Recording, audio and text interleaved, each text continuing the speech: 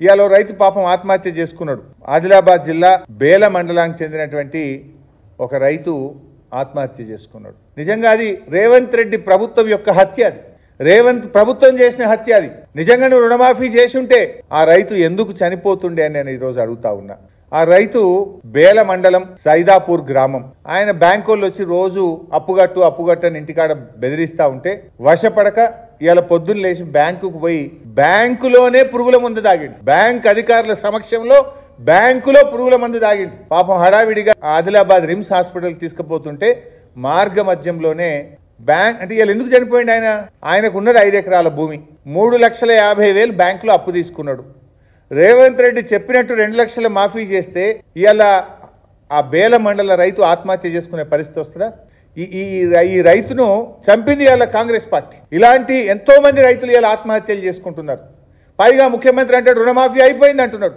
మరి నాగోరావుకు 3,50,000 అప్పు ఎందుకున్నది? రుణమాఫీ అయిపోతే ఎందుకు నాగోరావు ఇవాళ బ్యాంకుల వైపు పురుగుల మందు తాగాల్సిన పరిస్థితి వచ్చింది? అంటే ఈ ప్రభుత్వం రుణమాఫీ విషయంలో ప్రజల్ని మోసం చేసింది. రైతు భరోసా విషయంలో ప్రజల్ని మోసం చేసింది.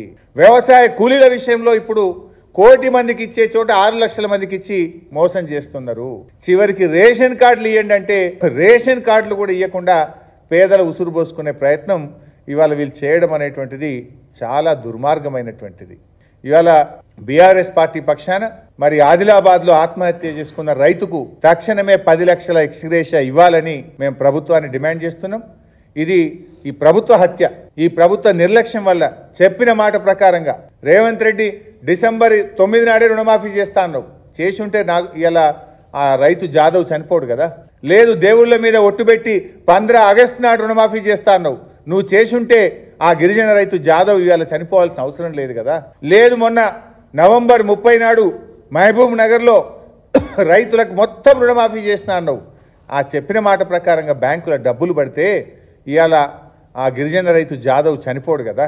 అంటే జాదవ్ మరణం ఇది కాంగ్రెస్ ప్రభుత్వ హత్య.